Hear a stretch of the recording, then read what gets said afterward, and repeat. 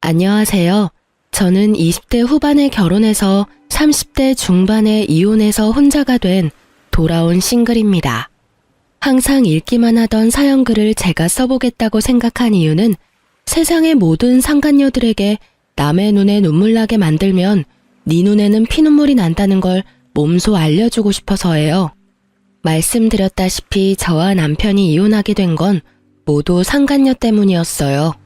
그런 상간녀가 결국은 저에게 찾아와 제발 이혼하지 말라며 남편 좀 데려가라 부탁했던 사연 들려드릴게요. 저와 남편은 동갑내기 커플로 결혼을 한 건 20대 후반이었어요.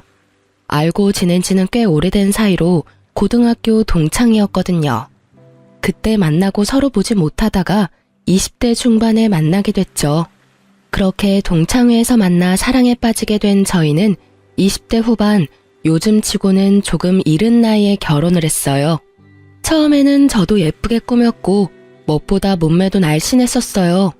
그런데 결혼 후 일과 살림을 하면서 점점 스트레스를 받고 그걸 먹는 거로 풀다 보니 살이 점점 찌고 꾸미는 것도 안 하게 됐어요. 저는 성격이 조용조용한 편이고 인내심이 좀 강한 편인데 한번 터지면 주체할 수 없게 되는 단점이 있거든요. 스트레스를 한개 끝까지 참다 보니 점점 집에서 먹는 거로 풀게 되더라고요. 제가 이렇게까지 스트레스를 받게 된 이유는 친정과 시댁의 환경에 있었어요. 친정이나 시댁이나 고만고만하게 못 살아서 매번 돈 나갈 것 많고 집안에 아픈 사람도 참 많았죠.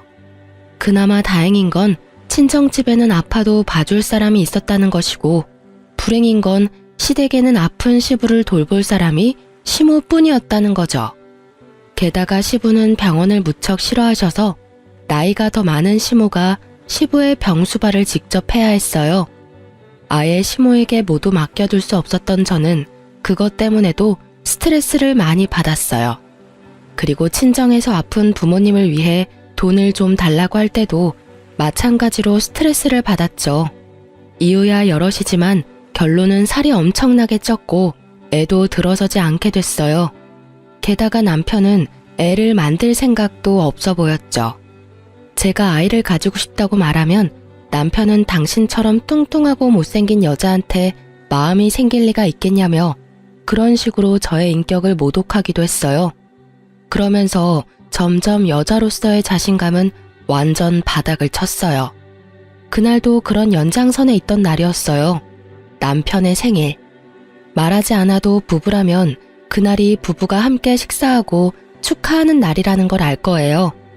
그런데 남편이 생일날 집에 들어오지 않더군요. 이상하다 싶은 생각에 연락했지만 연락도 안 됐어요. 뭐라고 문자라도 남겨주면 좋을 텐데 그런 것도 없었죠. 저는 남편이 친구들과 만나 술을 마신다고 생각했어요. 그런 일도 덜어 있었거든요. 그런데 다음 날에도 남편은 집에 돌아오지 않았어요. 생일이 금요일이고 그 다음 날이 토요일이었거든요. 집에서 기다리는 내내 연락도 되지 않아 걱정하는 마음으로 경찰에 신고할까 말까 고민하는데 도어락 열리는 소리가 들리고 남편이 들어오더군요. 그리고 남편의 모습이 눈에 들어오기보다 남편의 몸에 묻은 낯선 냄새가 먼저 현관 안으로 들어오더군요. 꽃향기 가득한 향수 냄새에 저는 멈칫했어요. 남편은 들어오더니 어색한 얼굴로 제 눈을 피했어요. 당신, 외박을 하려면 이야기를 했어야 할 거 아냐. 하다못해 술 먹고 뻗었으면 아침에 일어나서 연락이라도 주던지. 이게 뭐야? 사람 조마조마하게 기다리게 해놓고 아무렇지도 않게 집에 들어와? 피곤해. 할 이야기 있으면 내일 해. 내일도 주말이잖아. 당신 요새 왜 이래? 매번 늦고 연락 안 되고. 지금도 봐. 생일날 외박에 그 다음날 늦게 들어왔잖아. 지금 이 상황에 진정할 여자가 어딨어? 그래서 뭐가 궁금한데?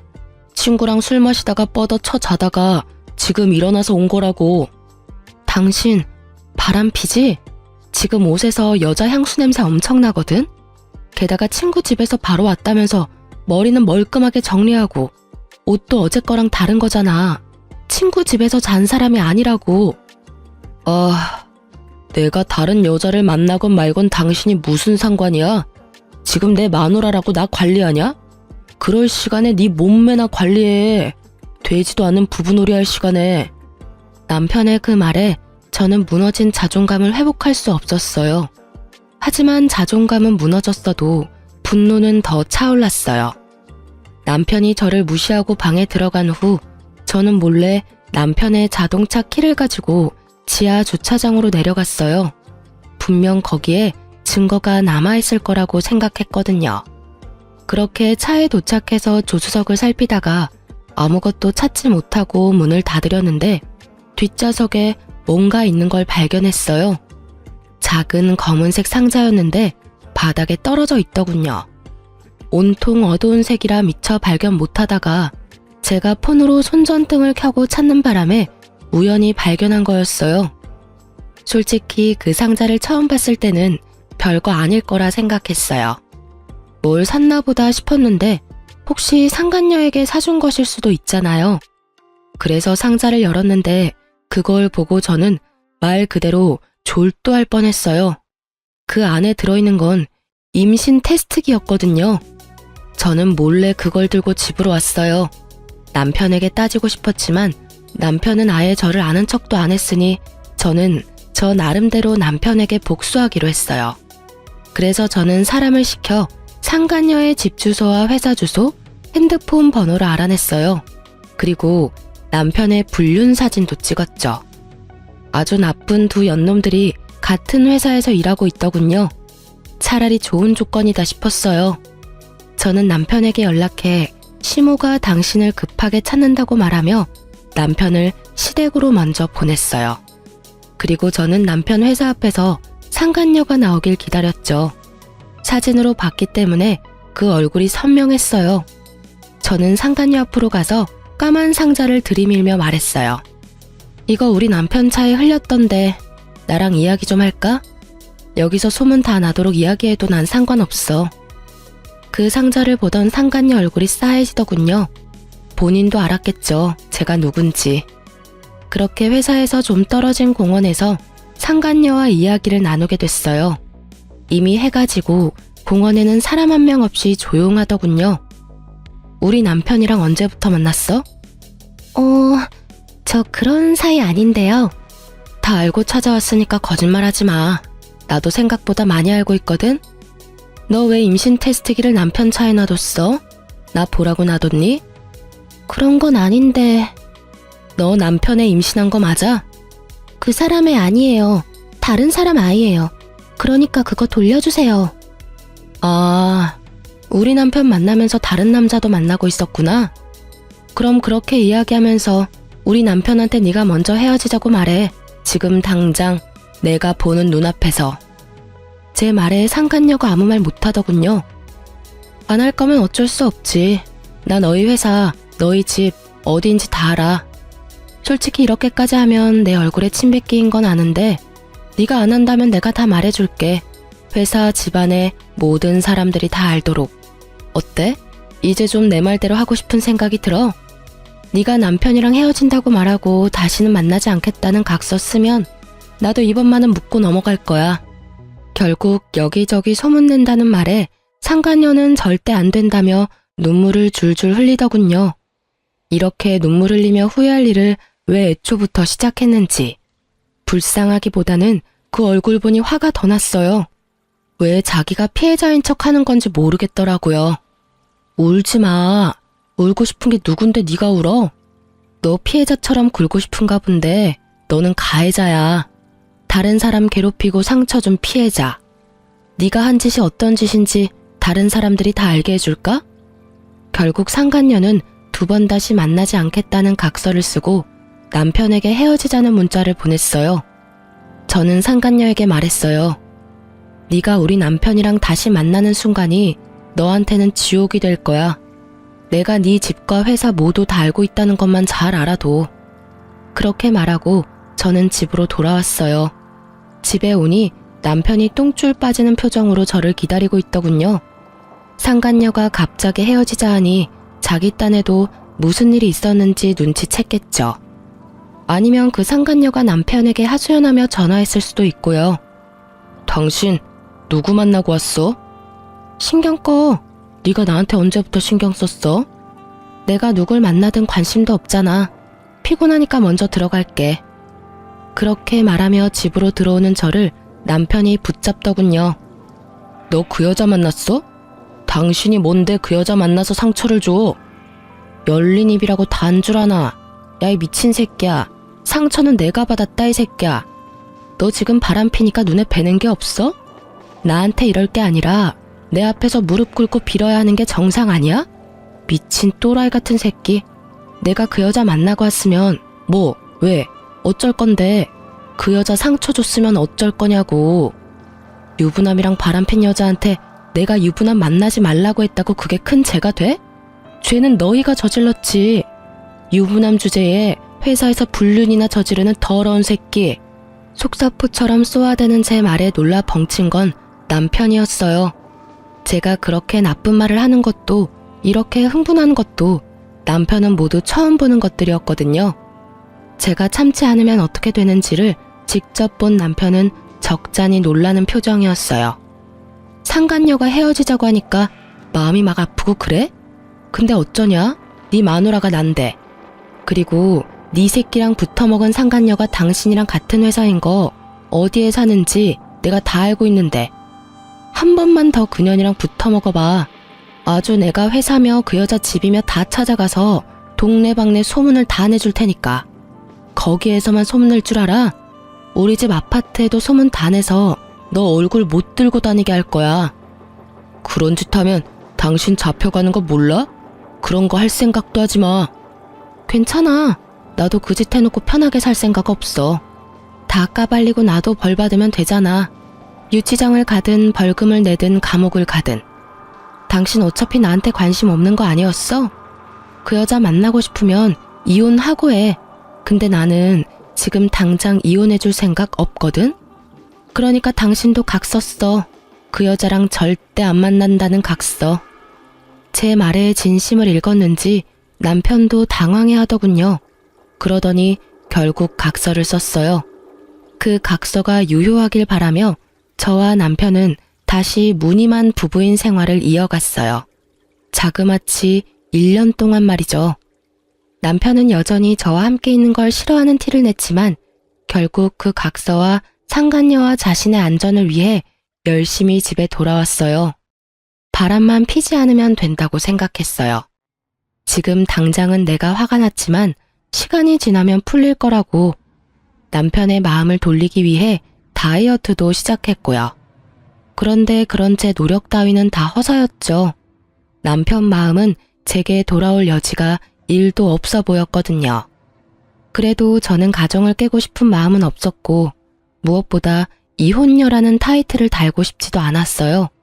지금 생각하면 별거 아닌데 이혼을 해버리면 내가 다른 사람한테 나쁜 사람처럼 비춰질 것 같았거든요. 그렇게 저만의 고민과 고통으로 힘들어할 때 다시금 저를 힘들게 하는 일이 생겼어요. 하루는 시부가 연락이 왔어요. 원래 연락은 시모가 하는데 시부에게 연락이 온 거죠. 이상하다 생각은 했는데 시댁으로 잠시 오라는 말에 급히 오후 반차를 쓰고 시댁으로 향했죠. 급하면 남편에게 말하라고 했더니 시부가 남편에게 먼저 전화했더니 전화를 받지 않았다는 말을 하더라고요. 그때 저는 남편이 혹시 또 하는 생각을 했어요.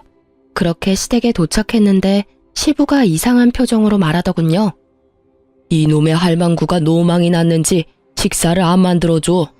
내가 뭐라고 해도 그냥 멍하니 앉아 있기만 하고 오늘 점심도 안 먹었으니 네가 밥 좀 해다오.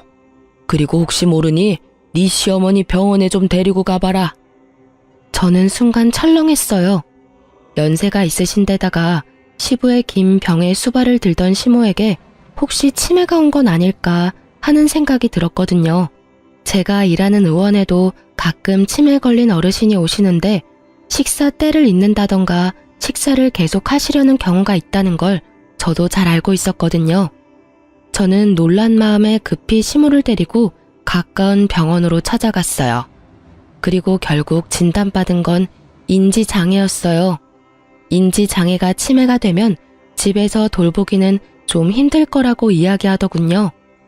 저도 다 아는 내용이라 더 실감이 났어요. 시모는 알고 있었는데 숨기고 있었던 듯해요. 저는 그 결과에 한숨이 절로 나오더군요. 일단 저는 시모를 데리고 시댁으로 갔어요. 아픈 시부 인지장애 진단받은 시모. 시부모에 대한 이야기를 하려고 남편에게 집으로 최대한 빨리 오라고 했어요. 그렇게 연락을 해놓고 가만히 생각하니 시댁이 남편 회사와 가까워 회사에서 만나 같이 집에 가면 될 것 같더라고요. 택시 타면 교통체증 감안해도 남편 퇴근 시간 전에는 도착할 것 같아서 저는 남편 회사로 향했어요. 그 앞에서 커피를 사서 마시며 기다리고 있는데 남편이 회사 밖으로 나오더라고요. 그것도 상간녀와 함께 둘이 하하호 웃으며 나오는데 완전 열이 받았어요. 헤어지라고 했으면 회사에서도 영 끊어야지. 저렇게 즐겁게 있으라는 이야기가 아니었잖아요. 열받은 저는 남편 앞에 나타났죠. 제 얼굴 보더니 남편도 그 상간녀도 너무 당황한 표정으로 저를 바라보더군요. 즐거워 보이네? 당신이 여기는 어떻게 집에 있는 거 아니었어? 집으로 가려다가 당신 퇴근 시간 맞출 수 있을 것 같아서 회사로 왔지. 그런데 의외의 장면을 보네? 내가 각서 2장 집에 가지고 있는 거 알지? 남편이 입을 꾹 다물더니 상간녀를 먼저 보내더군요. 저는 남편에게 일단 차에 타자고 말했어요. 남편 차를 타고 집에 가는 길에 저는 남편에게 물었어요. 설마 당신 아직도 그 여자 만나? 딱 봐도 헤어진 느낌이 아닌데? 아님 각서는 쓰고 만남은 계속하고 뭐 그런 거야? 여보, 내가 각서를 쓴 건 맞는데 나 솔직하게 말해서 점점 그 여자한테 진심이 되어가. 당신한테는 진짜 미안한데 그 여자한테서 사랑을 느낀다고. 부탁해, 나랑 이혼해줘. 당신도 나랑 사는 거 힘들잖아. 저는 정말 화가 났어요. 저와의 약속을 지키지 않은 것도 모자라 남편이 제게 그 상간녀를 사랑한다고 말하는 것이 너무 배신감이 들었거든요. 내가 힘든 건 내가 알아서 해. 당신이 그런 걸 걱정할 필요는 없지. 그 여자를 사랑하면 나랑 결혼은 왜 했어? 내가 그때 예쁜 몸, 예쁜 얼굴이 아니라서 이제 정이 다 떨어졌어? 너한테는 결혼이라는 게 다 그렇게 쉬운 거야? 싫으면 헤어지고 좋으면 만나고 그건 연애할 때나 하는 거지. 당신 결혼까지 한 사람이라고. 내가 잘못한 거 나도 알아. 그러니까 당신한테 이렇게 부탁하는 거잖아. 제발 나 좀 놔줘. 당신도 그 편이 더 행복할 거야. 저는 남편을 보며 시부모를 떠올렸어요. 시열은 생각을 하며 남편에게 마지막으로 물었어요. 정말로 당신 나한테 돌아올 생각은 없어? 없어. 나한테는 그 여자가 마지막 사랑이야. 그 이야기에 들고 있던 종이컵을 꽉 쥐어버렸어요. 그 탓에 안에 남아있던 커피가 밖으로 흘렀지만 그런 건 신경 쓰이지도 않았어요. 저는 남편에게 내일 이야기하자고 이야기했어요. 그리고 그 다음날 저는 상간녀를 찾아갔죠. 분명히 전날 상간녀가 남편 회사에서 같이 나오는 걸 봤는데 알고 보니 회사를 퇴사했더군요. 어제가 퇴사날이었고요. 집도 이사를 한 모양이었어요. 그때 생각이 들었죠. 아, 이것들이 어제 그렇게 정리를 하고 저녁에 나한테 이혼하자고 말한 거였구나 하고 열받은 저는 남편에게 상간녀를 데려오라고 했어요. 할 말이 있고 그 여자 데려와서 대면시켜주면 이혼을 진지하게 생각해보겠다 했거든요. 그랬더니 1시간 만에 그 여자가 왔더군요. 팔에는 아주 작은 아이를 안고 말이죠. 그때 임신 테스트기에 그 아이인 것 같더라고요. 애 아빠는? 이 사람이 애 아빠예요. 와, 둘이서 아주 날 가지고 놀았네. 2사람 애였는데 나한테는 아니라고 하고 여전히 둘이서 잘 만났다 이거야? 거기다 애까지 있고? 그럼 어떡해요. 그때는 어떻게든 그 상황을 모면해야 했으니까요. 그래도 애한테 아빠는 주고 싶은 마음이라서요. 2사람이 헤어져주면 좋은 가정을 만들 수 있을 것 같아요. 넌 이 상황에 죄책감도 없어? 아니, 미안한 마음 눈꼽만큼도 없는 거야? 죄책감이 왜 생겨야 하는데요? 솔직히 아줌마보다야 내가 더 예쁘고 오빠도 나를 좋다고 했고 두 사람 사이의 장애물은 아줌마뿐이잖아요. 오히려 아줌마가 우리 사이를 갈라놓은 거 아닌가? 그냥 그때 알았을 때 이혼해줬으면 됐잖아요. 뻔뻔하기가 아주 하늘을 찌를 듯 하더라고요. 그 말을 들으면서 저는 그냥 다 놔버렸어요. 상간녀가 오기 전에는 남편을 설득해보자 싶었어요. 아픈 시부와 시모를 생각해서라도 다시 되돌려 보려 했는데 이 또라이 같은 두 연놈들은 아주 작정을 하고 저와의 이혼 계획을 세웠더군요. 제가 소문을 못 퍼뜨리도록 이사까지 하고 직장도 옮기고요. 그냥 포기하기로 했어요. 남편 불륜을 눈으로 확인하면서 그런 남편의 부모를 모시는 일을 하다간 도리어 제가 정신병에 걸릴 것 같았거든요. 스트레스가 최고에 이르니 그냥 다 포기하게 되더라고요. 그렇게 됐으니까 당신이 이혼해줘. 내가 해달라는 건 다 해줄게. 솔직히 당신 애도 없고 지금 이혼해도 좋은 사람 만날 수 있을 거야. 이건 무슨 고양이 쥐 생각하는 짓인지. 누구 때문에 지금 이혼을 하는데 왜 집값게 나를 신경 써요? 저는 남편에게 말했죠. 그딴 동정 같은 거 나한테 하지 마. 내가 좋은 사람을 만나건 미친놈을 만나건 너랑은 이제 상관없어. 이혼해줄 테니까 위자료 다 내놔. 너랑 네 예비 신부도. 그리고 재산 분할 확실하게 반으로 하고 그거 아니면 나 이혼 못해줘. 못하러 소송해. 그러면 당신 유책 배우자인 건 빼박이야. 혼외자 아들 있는 데다 상간녀도 유부남인 거 알고 만났으니까. 그건 너무 큰 돈인데. 당신도 잘 알잖아. 나도 그만큼 큰 돈도 없고. 일시불 지급 안 하면 이혼은 없어. 돈은 알아서 마련해. 너랑 헤어지는 판국에 내가 당신 주머니 사정까지 고려해야겠어? 새 술은 새 부대에 담으라잖아. 이 집 팔고 나한테 돈 주고 너희는 새 집에서 잘 살면 되지. 그 말에 남편은 잠시 고민하더니 알겠다며 알아서 돈 마련하겠다더군요. 그렇게 이야기를 끝내고 저는 집을 나왔어요. 친정으로 가려니 아픈 사람 있는 친정 가봐야 속만 아프겠다 싶어서 시댁으로 향했죠. 시부모 댁에 왔다 갔다 하면서 저도 시부 수발에 도움을 줬기에 제 물건이 시댁에 남아 있었거든요. 그리고 남편과 이혼한 것도 이야기를 해야 할 것 같아서 시댁으로 갔죠. 남편에게는 시댁에서 오늘 하루 잘 거고 내일 주말이니 아침에 오라고 했어요. 시부모에게 이혼 이야기도 해야 된다고 말이죠. 그 다음날 시부모 밥을 차리고 제 짐을 싸고 있으니 시부가 묻더군요. 며느라가, 너 어디 가는 게냐? 왜 짐을 싸고 그래? 그 사람 오면 말씀드릴게요. 뭐 필요한 건 없으세요? 우리 안사람 그때 병명이 뭐라더냐? 나는 듣고도 잊어버렸어. 치매가 맞대? 치매는 아직 아니고 인지장애라고 하는데요. 치매로 진행될 가능성이 무척 높다고 하셨어요. 그래서 아마 어느 시점이 되면 집에서 모시기는 좀 어려울 것 같고 주간 보호나 요양원을 생각해보라고 하시더라고요. 제 말에 시부가 한숨을 푹 쉬더니 그러더군요.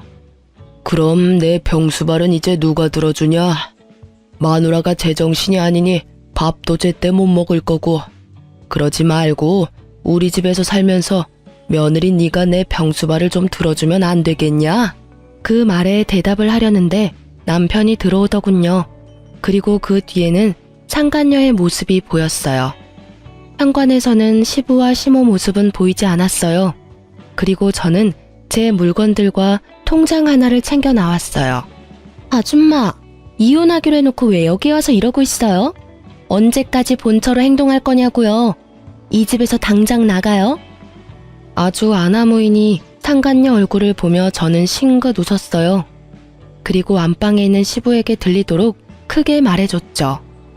아버님, 걱정하지 마세요. 이제 아버님 식사랑 수발 드는 건 여기 있는 아가씨가 해줄 거예요. 제 말에 남편과 상간녀가 어리둥절한 표정을 짓더군요.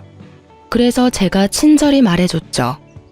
그저께 아버님 전화 받고 어머님 모시고 병원 갔다 왔어. 아무래도 오랫동안 아버님 병수발도 하시고 우울증도 좀 있었던 게 화근이었는지 인지장애 진단받고 집에서 쉬고 계셔. 그 탓에 계속 아버님 식사 준비 시간도 잊으시고 항상 들던 병수발도 제대로 못 하셔서 아버님이 걱정이 많았나 봐. 나더러 여기 살면서 병수발 들고 식사 준비 좀 해달라 하시잖아. 어차피 나랑 이혼하면 당신이 저 여자랑 결혼할 건데 이제 그건 저 여자가 다 가져가야 할 부분이잖아? 제 말에 남편이 놀라며 묻더군요. 뭐? 인지장애? 그런 일이 있었으면 나한테 미리 이야기를 했어야 할 거 아니야? 이야기하려고 한 날 당신이 나한테 너무 충격적인 말을 해서 나도 잊어버린 거야. 당신이 이혼하자고 한 날, 당신이랑 상간녀가 다시 만난 걸 안 날, 그날 나도 어머님 아픈 거 알았어. 그거 상의하려고 당신한테 일찍 들어오라고 한 거고. 근데 뭐 이제 난 필요 없다며. 그럼 다섯이서 잘 살면 되지. 결혼이란 게 그런 거잖아. 양가 부모님도 생각해야 하는 그런 거. 오빠, 이게 무슨 말이야? 누가 아픈데? 아, 몰랐어? 아파서 이 집에서 누워 계신 건 아버님이시고 이제 막 인지장애 진단받고 아프시게 된 건 어머님이셔. 그러니까 나를 대신해서 잘 모셔줘. 나는 이혼당했잖아. 제 말에 상간녀의 표정이 잔뜩 일그러지더군요. 그럴 수밖에 없죠. 알콩달콩 셋이서 살아야 할 세 사람 앞에 갑자기 나타난 시부모의 존재가 얼마나 어색하겠어요.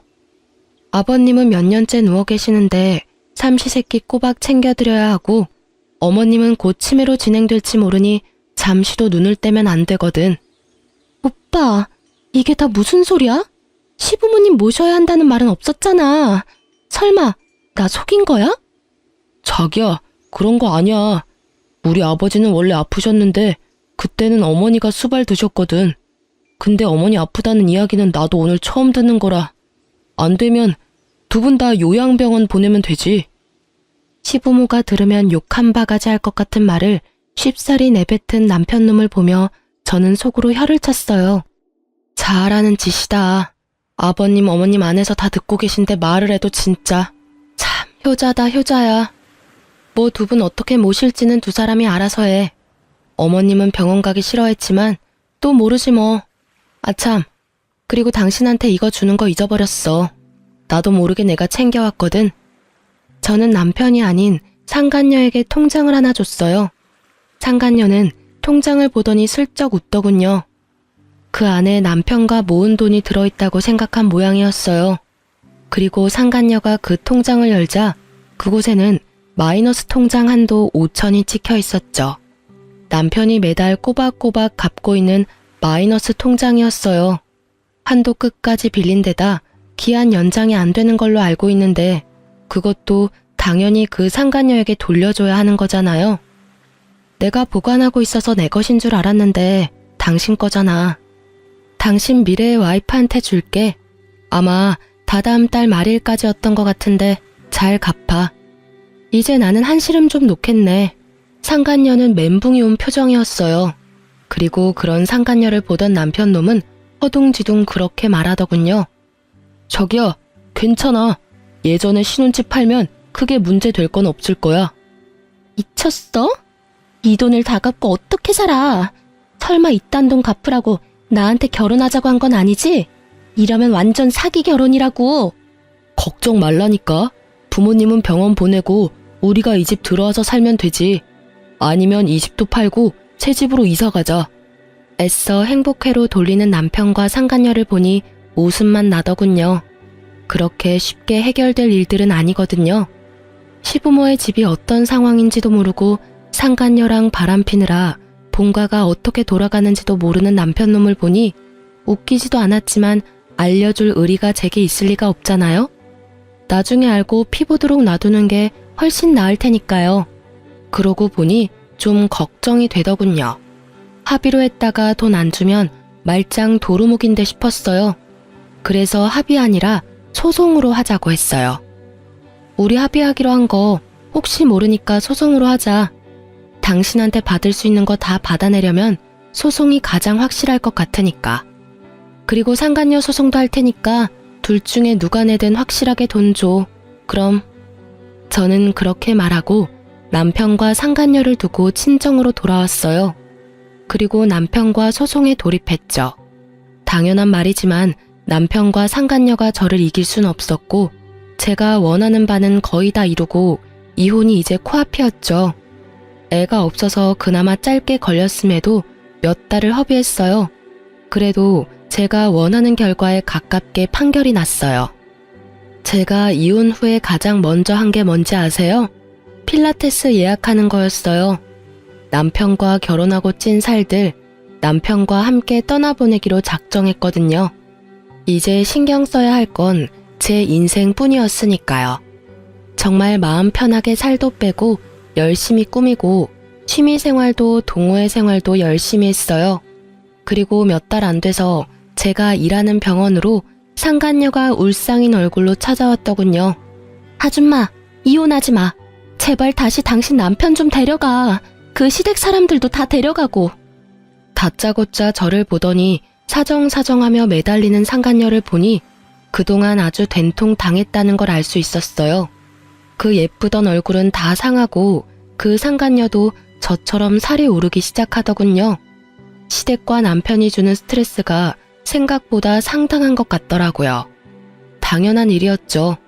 자기 생각대로 된 건 결혼 그 자체뿐이고 나머지는 다 생각과 빗나가 버렸을 테니까요.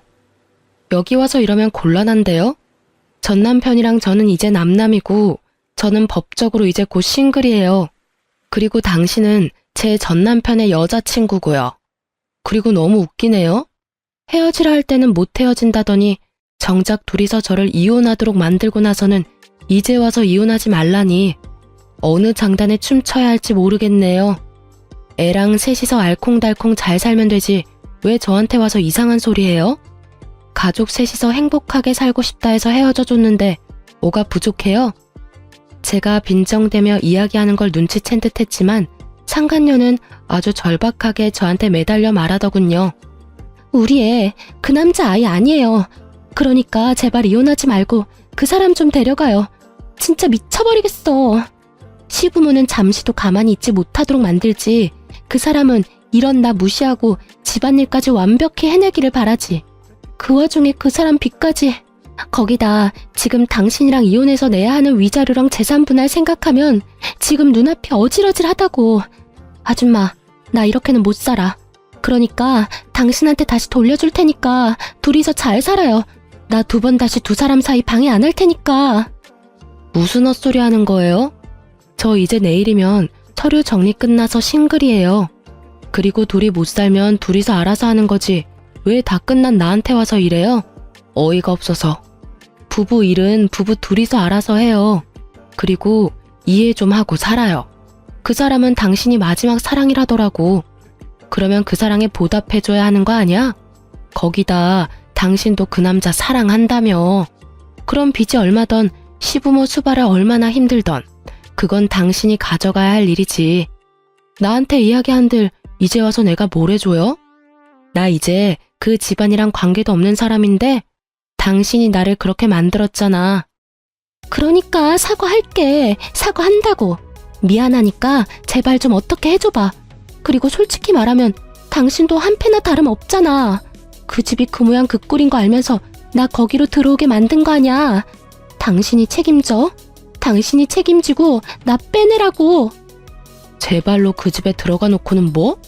그리고 네가 나를 쫓아보냈잖아. 나한테 당장 그 집에서 나오라며?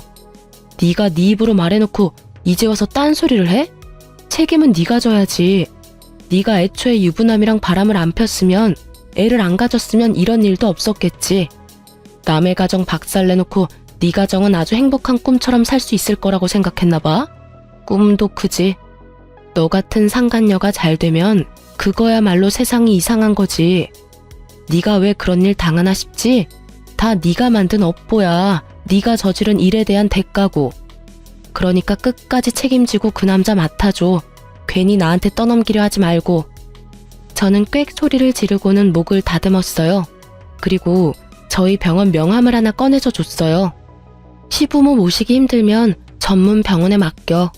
물론 돈은 다 받을 거고 할인 같은 건 안 돼. 환자가 너무 싫어하거나 폭력적이어도 안 되고. 둘이서 잘 상의해서 결정하고 연락 줘. 우리도 환자 유치 요즘 많이 하려고 하거든. 힘들어서 저한테까지 와서 하소연하는 환장하다 못해 속이 썩어 문드러져 가고 있는 상간녀에게 병원 영업까지 하고 저는 망연자실한 상간녀를 두고 병원으로 들어와 버렸어요. 그리고 나중에 알게 됐죠. 그 상간녀가 그 짧은 몇 달 동안 어떻게 지냈는지. 당시에 저는 상간녀가 회사를 퇴사한 줄 알았는데 그게 아니라 육아휴직 중이었다고 하더라고요. 육아휴직하면서 시부모를 결국은 모셨다는데 시부가 시모가 하던 반찬 맛 안 난다고 몇 번을 퇴짜 놓고 반찬 새로 만들게 했대요. 거기다 시모는 저와 전 남편이 이혼한 뒤 스트레스를 받아서 그런지 치매가 생각보다 일찍 왔고요. 계속 말썽을 피워서 상간녀가 잠시도 쉴 틈이 없었다더군요. 게다가 저한테 위자료까지 줘야 해서 신혼집을 처분한 돈 중에 남은 돈은 또 없었던 것 같더라고요. 재산 분할도 분할이었지만 남편과 상간녀 두 사람이 각각 저에게 줘야 할 위자료도 있었거든요. 그것만으로도 감당이 안 되는데 마이너스 통장까지 있었잖아요. 기한 연장이 안 돼서 결국은 바로 갚아야 했는데 돈 없어서 시부모 집까지 팔려고 했다고 하더라고요. 그런데 막상 뚜껑 열어보니 시부모 집도 담보대출로 한도 끝까지 대출 끌어당긴 상태였고 팔아봐야 몇 천만 원 팔고 나와서 전세를 얻을 수 없는 상황이라 결국은 상간녀 명의로 돈을 좀 빌린 것 같더라고요. 저는 그렇게 될 줄 다 예상했었어요. 그걸 예상 못한 건 전 남편이었죠. 솔직히 그런 현실 같은 건 다 내다버리고 상간녀와 달콤한 꿈이나 꾸던 놈이 뭘 할 수 있었겠어요. 상간녀도 전 남편도 꿈에서 깨어나 혹독한 현실을 마주하는 것밖에 별 도리가 없었겠죠. 상간녀가 다녀가고 며칠 지나지 않아 전 남편이 저희 병원 앞에서 저를 기다리고 있더군요. 제가 전화를 모두 무시했더니 직접 앞에서 기다리고 있었던 거였어요. 그 상황이 너무 웃겼어요. 이혼 전이랑은 정반대였거든요. 항상 대화하려면 제가 가야 하고 제가 기다려야 했는데 이제는 전 남편이 저와 대화하기 위해 애쓰는 걸 보니 밖으로 나온 저를 보고 전 남편이 살짝 놀라더군요. 저도 그간 살을 많이 뺐거든요. 거의 15kg를 운동과 식이 조절로 감량했으니까요. 생각보다 빨리 예전 몸으로 돌아오고 있었죠. 사실 스트레스를 덜 받으니 폭식이 줄어서 빠진 것도 있긴 했죠. 어쨌든 예전 모습으로 돌아가고 있던 제 모습에 놀란 건지 전 남편이 살짝 놀라더군요. 당신 못 알아볼 뻔했어. 완전히 옛날처럼 돌아왔네. 우리 이야기 좀 할까? 당신한테 중요하게 할 말이 있어. 난 당신이랑 할 이야기 없는데? 우리 이제 헤어졌고 서류 법적으로 정리 다 끝났고 뭐가 필요한데? 나는 당신한테 이제 필요한 것도 원하는 것도 없어. 잠깐 내 말 좀 들어봐. 나 이혼하고 그 여자랑 살면서 한시도 당신 생각 잊어본 적이 없어. 정말 그 여자는 진짜 최악이었던 것 같아. 내가 정말 사랑하고 나를 정말 사랑해주는 여자는 당신뿐이었다는 생각을 해. 자다가 봉창 두드리는 소리를 하는 전 남편을 보니 저는 오히려 말을 잇지 못하겠더라고요. 무슨 헛소리야? 사랑? 너 나한테 사랑이라는 단어 말할 자격도 없거든? 너의 마지막 사랑이 너의 상간녀라는 걸 내가 직접 너한테 들었는데 무슨 사랑 타령이야. 하고 싶은 말이 뭔데? 무슨 일 있어? 설마 그 여자 도망갔니? 제 말에 전 남편이 침울하게 고개를 끄덕이더군요. 그럴 줄 알았다고 말하려다 꾹 참았어요. 애는? 애도 데리고 갔어. 종이 한 장 놔두고. 유전자 검사 결과 내 아이도 아니었더라고. 뭐? 내 애가 아니라 딴 남자애였다고. 그러니까 그 여자가 진짜 나쁜 년이라고. 당신한테는 진짜 미안했지만 나도 그 여자한테 당한 거나 마찬가지라고. 애가 졌다고 속이고 나랑 결혼하고 싶다고 했잖아. 그래놓고 시부모 모셔야 하고 내 빚 조금 있는 걸로 좀 압박받으니까 도망가 버리더라고. 집에 있는 돈 되는 물건 다 팔아서. 딱 보니 여자도 빚질 생각은 없어 보였고 값비싼 물건 팔아서 자기 명의로 돈 된 거 다 갚을 생각이었던 것 같더라고요. 근데 그 여자 도망간 거랑 나랑은 무슨 상관인데? 상관이 왜 없어? 우리 사이를 방해하던 여자가 사라졌다고. 그러니까 당신이 이제 나한테 와도 된다는 말이지. 당신 어쩔 수 없이 나랑 이혼했잖아. 그러니까 다시 제자리로 돌아와. 우리 사이를 방해하던 여자. 얼마 전까지 마지막 사랑이라던 여자를 그렇게 말하는 전 남편을 보니 속에서 토가 나올 것 같더라고요. 저놈은 머릿속에 대체 뭐가 들었나 하고요. 저한테 한 말 따위는 아주 까맣게 까먹어버렸는가, 아니면 저놈에게 사랑이란 입맛대로 바뀌는 건가 싶었죠. 아주 똥을 싸요. 제자리는 무슨 제자리? 우리가 헤어진 게 제자리야, 이 또라이야. 상간녀 도망가고 나니까 누구 하나라도 시부모 수발 들어줄 여자 찾고 싶어? 나는 죽었다 깨나도 당신한테 돌아가는 일 없어. 그러니까 뻘짓 그만하고 돌아가서 시부모님이나 잘 모셔. 상간녀 없으면 너 혼자 모셔야 될 거 아냐? 여보, 다시 생각해봐. 당신은 끝까지 이혼 원하지 않았잖아. 그러니까 그때 나를 멈춰 세웠었어야지. 왜 버스 다 떠나가고 뒤늦게 손을 흔들어? 늦어도 한참은 늦었어. 그런 말할 거면 2번 다시 찾아오지 마. 한 번 더 찾아오면 스토커로 신고해버릴 거니까. 결국 저의 빠른 손절에 전 남편은 떨어져 나갔죠. 상간녀며 전 남편이며 아주 바람직하고 비참한 결과를 맞이했더라고요. 뿌린 대로 거둔 거라는 말이 딱 맞더라고요. 그러게 왜 유부남을 건드려서 이런 일을 만들었는지, 유부남 주제에 젊은 여자랑 왜 바람이 났는지, 그걸로도 모자라 불륜하는 인간들 주제에 본처 내쫓고 자기들끼리 하하호호 가정을 꾸리려고 했는지, 이런 꼴 보여주려고 그랬나 싶더라고요. 상간녀들이 이런 사연글을 읽지는 않겠지만 정말 이참에 말해주고 싶네요. 남의 가정사 제대로 알지도 못하고 작업 걸면 나중에 피 보는 것은 너다 라고 말이죠. 저야 그 상간녀 덕분이라고 해야 할까요? 수발과 전 남편의 빚 지옥에서 구사일생으로 빠져나올 수 있어 다행이었지만 말이에요. 저는 지금은 완전히 결혼 전 모습으로 돌아갔어요. 전 남편 때문에 완전 개박살난 제 멘탈과 자존감도 이제 거의 다 돌아왔고요. 사실 상간녀와 전 남편이 저한테 교대로 와서 사정할 때부터 자존감은 돌아와 있었죠. 그렇게 즐거운 취미생활도 갖고 다른 사람과의 만남도 즐기고 있어요. 다만 결혼에 대한 회의는 여전히 있어요. 그냥 이렇게 사람을 가볍게 만나는 게 더 낫지 않을까 하는 생각도 가끔 해요. 깊고 결속력이 강한 관계라는 건 마음이 변했을 때 정말 상대방에게 큰 상처를 줄 수도 있다는 걸 이번 이혼을 통해 톡톡히 배웠거든요.